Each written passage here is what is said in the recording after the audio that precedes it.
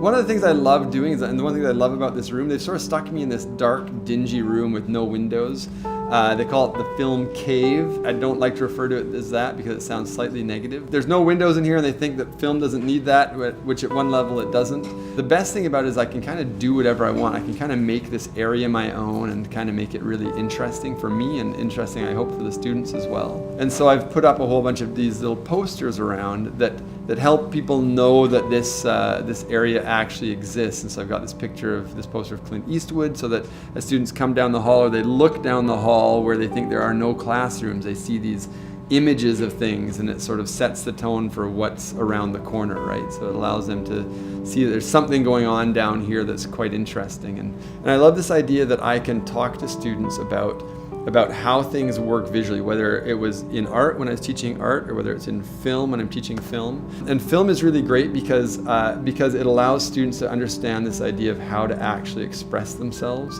how to take their ideas and their thoughts and their feelings and somehow bring them together and sort of put them out there for other people to see and other people experience. And when it's done really well, it's the most amazing thing. And for me personally, one of the things I love about film and teaching film, it's constantly a learning experience. I'm constantly finding out new things. Like I feel like I've just sort of scratched the surface of what film is about. And so every day I come in and I talk to students about things, and I'm sort of in this process of helping them discover things about film, but also discovering things myself about film at the same time. Film is about, for me right now, is really just about learning myself. And so I feel privileged to be able to come in and just really explore what film is and explore how film works and the nuts and bolts and the ins and the outs of it. So a really great experience of teaching in general, but teaching film specifically for me is these aha moments for students, right? When a student comes with a problem and we sit down, and sometimes it's problems that I know the answer to and I can sort of lead them through the answer to.